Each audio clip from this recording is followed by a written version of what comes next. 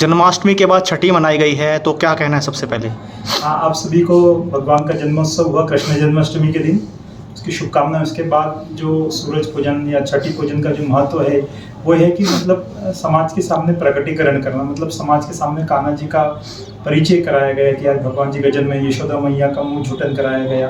तो इस प्रकार से ये पारंपरिक एक हमारा उत्सव बनता है। तो भगवान जी का पूजन उत्सव कर कर उनका स्नान ध्यान करा कर आज हमने उनका मुंह भी झूठन कराया। जन्माष्टमी मनाते हैं लोग, छठी का जो महत्व काफ़ी लोगों को पता नहीं है आज की डेट में, तो क्या किस प्रकार का? देखिए, भारतीय जो संस्कृति है वो अपनी परंपरा और भारत को भारतीयता की मान्यता के आधार पर खड़ा किया जा सकता है। तो हमारी परंपराएं बड़ी वैज्ञानिक रही है, इसके पीछे का कुछ न कुछ महत्व रहा है। तो उस धर्म के साथ उस विज्ञान को तो अभी हम लोग को ये समझना चाहिए कि जो भी परंपराएं हैं वो उसका कुछ न कुछ धर्म के साथ विज्ञान जुड़ा हुआ है। तो ये भी एक विज्ञान है कि जल के समय अभिषेक करना, भगवान की पूजन करना और फिर भगवान का परिचय कराना। भगवान कृष्ण का जब जन्म हुआ था तो उनके दर्शन करने के लिए तो भगवान साक्षात महादेव भी आए थे, उन्होंने भी भगवान के दर्शन किए थे। भगवान का ये अवतार था कृष्ण अवतार। तो आप कृष्ण अवतार का पूजन महत्व समझिए। भगवान कृष्ण का अर्थ तो आकर्षण होता है, तो भगवान के अंदर बहुत आकर्षण है, दिव्य आकर्षण है। उस भगवान की इस मूर्त का और भगवान के इस दिव्य रूप का हम लोग महत्व समझे। भगवान ने तो जन्म लिया था, भगवान ने दीनहीन की सेवा करी, गायों की सेवा करी। तो आज भी इस चीज़ की आवश्यकता है कि हम दीनहीन की सेवा करें। एक अच्छे जो सबसे गरीब को भी अपना मित्र बनाया, सुदामा उनके मित्र रहे। बड़े विद्वान थे सुदामा जी और पर बहुत गरीब थे। उस निर्धन को भी एक राजा होने के बाद भी उन्होंने अपना बहुत अच्छा मित्र बनाया। तो भगवान के जीवन से कई शिक्षाएं ली जा सकती हैं। हमारा देश ऋषि मुनियों के से लिया गया है, पर कहीं ना कहीं आज का जो माहौल बन चुका है वो इस चीज़ों से बहुत दूर निकल चुका है।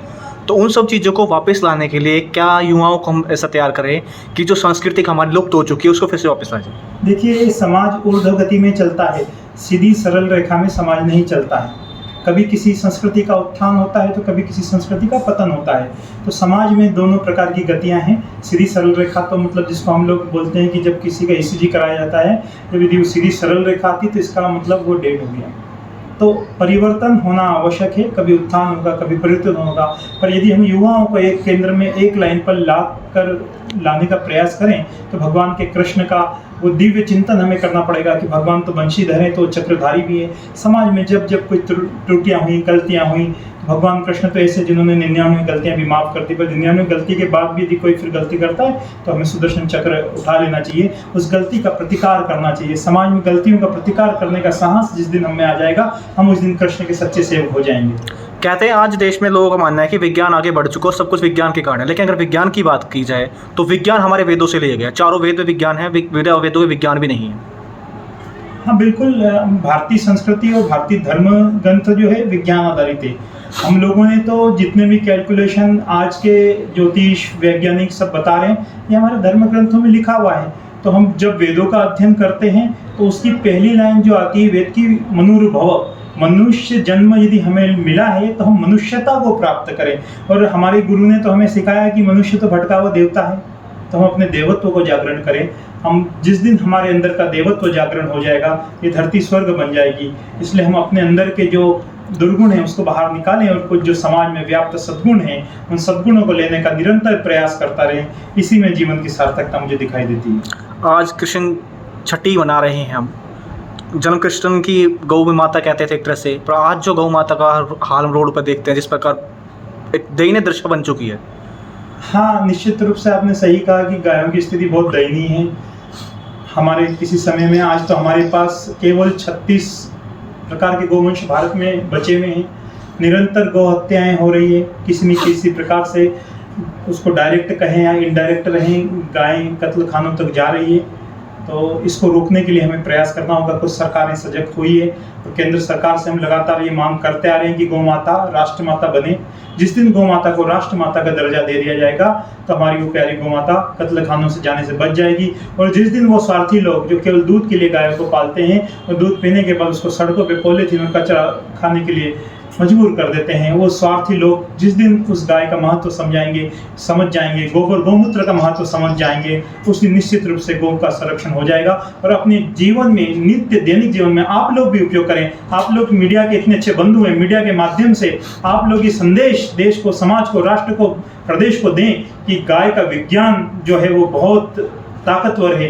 गाय के विज्ञान, गाय को तो डॉक्टर का काउ इज डॉक्टर, अभी काउ कटलिंग करके एक विषय, हमारे बहुत सारे भाई लोग अमेरिका में गाय को लेके गए, गाय से मिलने की फीस वो लोग चार्ज करते $300। हमारे यहाँ तो वैसे ही सड़कों पे घूम रही है। उस गाय का जिस दिन महत्व हम लोग समझ जाएंगे, निश्चित रूप से हम गाय से, गौ माता से निरोगी भारत, इसकी कल्पना हम लोग कर सकते हैं। हमारा स्वास्थ्य, आरोग्य भी उस दिन बहुत अच्छा हो जाएगा।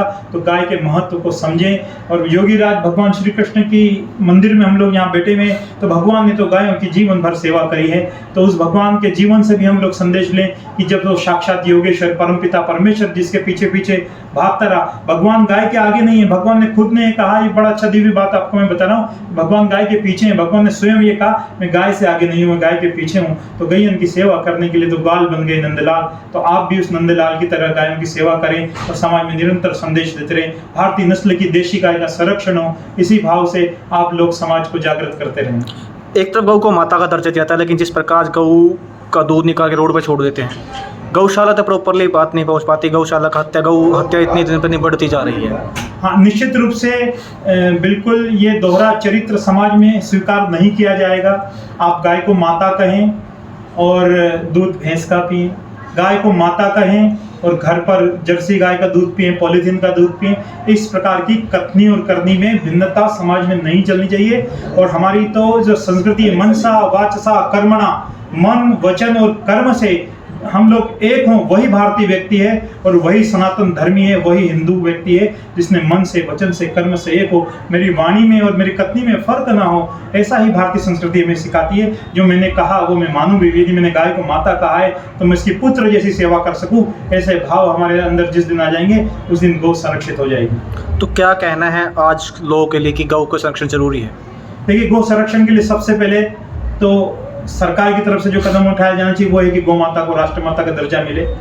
दूसरा, हम लोग अपने नित्य दैनिक जीवन में पंचगव्य उत्पादों का उपयोग करें। हम भारतीय नस्ल की देशी गाय का दूध की मांग करें। हम पॉलिथीन वाले दूध का बहिष्कार करें। अच्छे शुद्ध दूध गायों में, गौशालाओं में बनने वाले उत्पादों का मांग करें, जिससे गौशालाएं एम्पावर होगी, उनको आर्थिक प्रबल मिलेगा। क्योंकि ऐसा कहा गया, धर्मस्य मूलम अर्थम, धर्म के मूल में अर्थ है। जिस देश की, जिस धर्म की व्यवस्था आर्थिक रूप से सुदृढ़ होती है, वो देश, वो समाज बच सकता है। तो हम लोग को स्वावलंबी बनना पड़ेगा। गौशालाएं स्वावलंबी बने, उनमें बनने वाले उत्पाद लोग प्रयोग करें और अपनी कथनी करने में फर्क ना रखें। यदि माँ कहें तो माँ का दर्जा भी दें, माँ का सम्मान भी दें, माँ जैसा लाड भी करें। की लेटेस्ट खबरें जानने के लिए चैनल को सब्सक्राइब और बेल आइकन को प्रेस करना ना भूलें।